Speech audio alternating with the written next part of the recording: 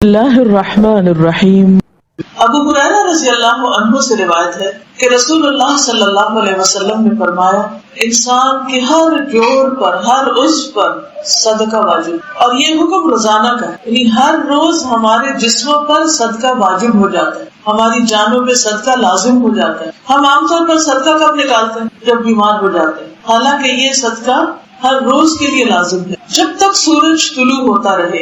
اب صدقہ ادا کیسے کیا جائے؟ فرمایا، دو آدمیوں کے درمیان عدل کرنا بھی صدقہ، یعنی انصاف کی بات کرنا، کسی کو جانور پر سوار ہونے میں مدد فراہم کرنا، یعنی کسی کو گاڑی میں بیٹھنے میں مشکل ہے تو اس کو اوپر چڑھا دینا، اس کا ہاتھ پکڑ لینا یا اس کا سامان پکڑ لینا، یا کسی بھی طرح اس کے لیے سہولت پیدا کرنا، یا اس پر کسی کا سامان لادنا بھی صدقہ ہے، اچھی بات بھی صدقہ ہے، اور وہ قدم جو نماز کے لیے مسجد کی طرف اٹھتا ہے وہ بھی صدقہ ہے، اور راستے سے تکلیف دہ چیز کا ہٹا دینا بھی صدقہ ہے۔ عام طور پر ہم یہ سمجھتے ہیں کہ شاید صرف مال خرچ کرنا ہی صدقہ ہے، جبکہ یہ سارے کام جسم سے تعلق رکھتے ہیں، کیونکہ جسم کا صدقہ دینا ہے، اپنے ہر عضو کا صدقہ دینا ہے، تو اس کے لیے کیا کرنا ہوگا؟ اپنے ہر عضو کو استعمال کرنا ہوگا، کام کرنا ہوگا، حرکت کرنی ہوگی، اپنے جسم سے، اپنی جان سے، اپنی صلاحیتوں سے فائدہ اٹھانا ہوگا اور دوسروں کو فائدہ پہنچانا ہوگا، تب یہ صدقہ ادا ہوگا۔ خود غرضی کی زندگی بسر کرنا، صرف اپنے لیے جینا،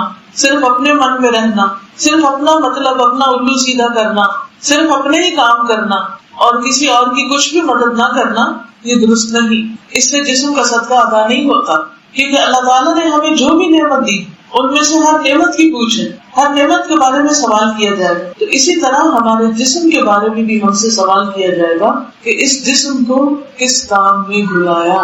قیامت کے دن انسان کے قدم حشر کے میدان سے اٹھ نہ سکیں گے جب تک 5 باتوں کا جواب نہ دے، اور ان میں سے ایک یہ ہے، وَأَنْ جِسْمِهِ فِيمَا أَبْلَاهُ، کہ اس نے اپنے جسم کو کس چیز میں گھلایا یا کھپایا، کہاں تھکایا، کس کام میں خرچ کیا۔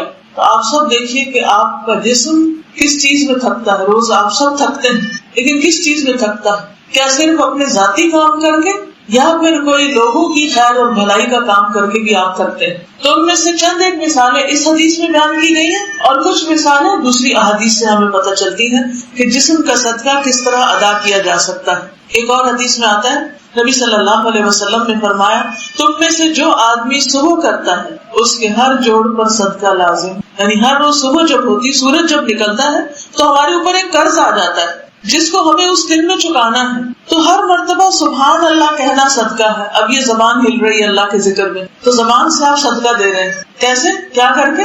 سبحان اللہ کہنا، ہر اچھی چیز دیکھ کے، ہر نعمت کو دیکھ کے سبحان اللہ پڑھنا۔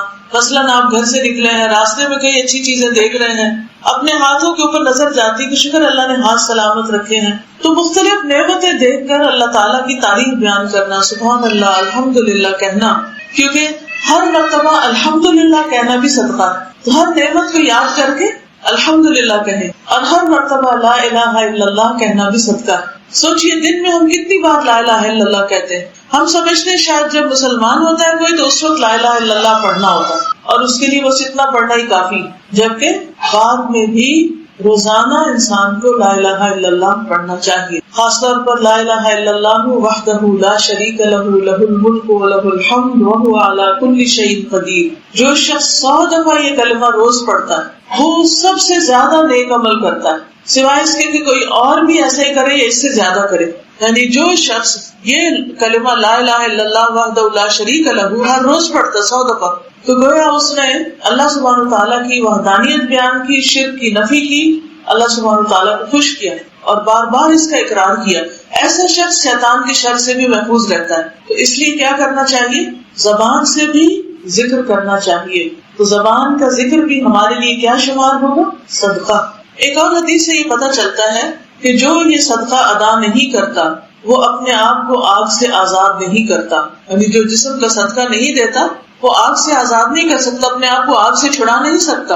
رسول اللہ صلی اللہ علیہ وسلم نے فرمایا، بنی آدم کے ہر انسان کو 360 جوڑوں پر پیدا کیا گیا ہے۔ ہمارے جسم کے کتنے جوڑ ہیں؟ 360۔ پس جو شخص اللہ اکبر، الحمدللہ، لا الہ الا اللہ، سبحان اللہ، استغفر اللہ کہے اور مسلمان کے راستے سے پتھر یا کانٹا یا ہڈی ہٹا دے یا نیکی کا حکم دے، برائی سے روکے, 360 جوڑوں کی گنتی کے برابر وہ یہ سب کام کرے, یعنی 360 دفعہ یہ سب چیزیں ملا کے بھی اگر ہو جائے تو وہ اس دن یوں چلتا ہوگا کہ اس نے اپنے نفس کو جہنم کی آگ سے دور کر لیا, بچا لیا, آزاد کر لیا. یعنی آپ نے گویا اس دن کا اپنا قرضہ چکا دیا. پھر اگلے دن صبح کریں گے تو پھر کیا ہوگا؟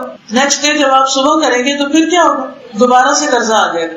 اب اس دن پھر آپ نے تسبیحات پڑھنی, پھر آپ نے صدقہ کرنا ہے, پھر آپ نے اچھے اچھے کام کرنے ہیں تاکہ اس دن کا بھی حساب پاک ہو جائے. غفلت میں دن نہیں گزارنا, یا اللہ کا ذکر کرنا ہے یا بندوں کی خدمت کرنی ہے, بندوں سے تکلیف ہٹانا, تکلیف دور کرنا. اور ہمارا حال یہ ہے کہ کھا کر اپنی پلیٹ کی ہڈیاں بھی بن میں نہیں پھینکتے, کسی اور کے راستے سے تو کیا ہڈی ہٹائیں گے. یعنی ہم اتنے کام چور ہیں, سارا یا تو ماں پہ ڈال دیتے ہیں یا سروس پہ ڈال دیتے ہیں.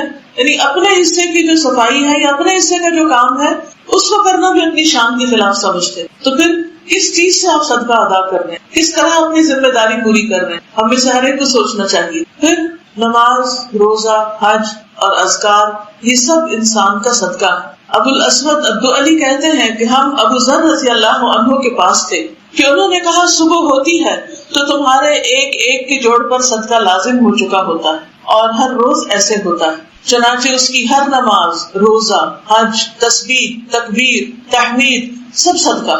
یعنی انسان اپنے آپ کو کسی نہ کسی کام میں لگائے رکھے, فالتو کی بیکار سوچوں میں بھرتا رہے, اس نے کیا کر دیا, اس کا مقابلہ کیسے کرنا ہے, یہ کیا ہو گیا, اس طرح کی پریشان کن سوچے انسان کو سوائے نکما کرنے کے اور کچھ نہیں. اور زندگی کا تو ایک ایک دن ہیروں میں تولا جا سکتا ہے, بلکہ اس سے بھی قیمتی ہے, وہ انسان کے ہاتھ سے چھوٹتا چلا جا رہا ہے, گزرتا چلا جا رہا ہے, اور یوں ہی زندگی فوت ہوتی چلی جا رہی ہے. یعنی ہم سب پارشلی فوت ہو رہے ہیں, ایک دن آئے گا تو کمپلیٹلی فوت ہو جائیں گے, دنیا سے چلے جائیں گے. تو اس سے پہلے کہ وہ دن آ جائے ہمیں ہر روز کا جو ہمارا گھٹتا ہوا دن ہے, پگھلتا ہوا دن ہے, اس سے کچھ نہ کچھ کما لیں اور اس میں کچھ نہ کچھ حاصل کر لیں.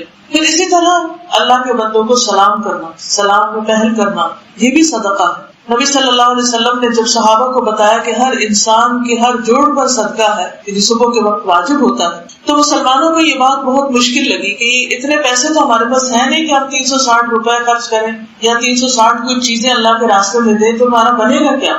کیونکہ وہ ہر چیز کو سنجیدگی سے لیتے تھے, عمل کے لیے لیتے تھے. اور ہماری نیت صرف سننے کی ہے, سن کے دل بہلانے کی ہے, صرف دوسروں کو بتانے کی ہوتی, اپنے عمل کی بات کبھی سوچتے ہیں کہ ہم نے کیا کرنا ہے. کیونکہ اگر ہم سوچتے ہوتے تو ہمارے عمل میں تبدیلی آ چکی, ہمارا ہر دن پہلے سے زیادہ امپروومنٹ کی طرف ہوتا. لیکن جب ہماری شخصیت میں, ہمارے عمل میں, ہماری چال ڈھال میں, ہمارے طریقے میں کوئی امپروومنٹ نظر نہیں آتی, نہ ہماری گفتگو میں, تو پھر اس کا کیا مطلب ہے کہ ہم نے گویا علم حاصل ہی نہیں کیا, ہم نے کچھ پایا ہی نہیں, کچھ سیکھا ہی نہیں. کیونکہ اگر سیکھتے تو وہ نظر آتا, وہ چیزیں ہم کر رہے ہوتے. تو اس لیے بہت ضروری ہے کہ کسی کو بتانے سے پہلے خود اپنے اندر وہ چیز لائیں, ورنہ کیا ہوگا, وہ بتایا ہوا بھی خلاف حجت بن جائے گا, وہ بھی الٹا پڑ جائے گا. تو یہ سب کچھ کیا ہے, اس نیت سے سنیں کہ مجھے کرنا ہے, یہ میرے لیے ہے, اور پھر اپنا محاسبہ بھی کریں, اپنا جائزہ بھی لیں کہ کیا میری زندگی میں چیزیں شامل ہو بھی رہی ہیں کہ نہیں ہو رہی.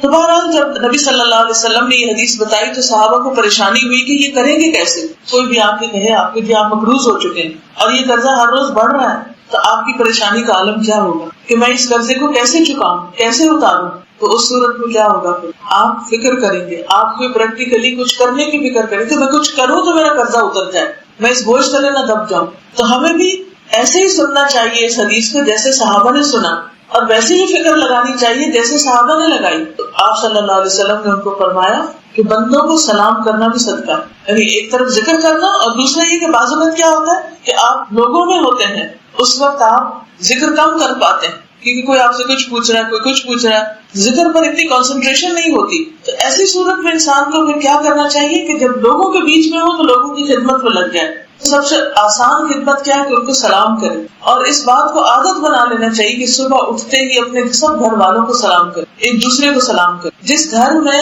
یہ عادت ہو کہ صبح اٹھ کر چھوٹے بڑوں کو, بڑے چھوٹوں کو ہر طرف سلام کی آواز آ رہی ہو, تو آپ دیکھیے کہ اس پر کتنی رحمت اور برکتیں ہوں. اس دن کا آغاز پورے گھرانے کے لیے سلامتی کے ساتھ ہوگا.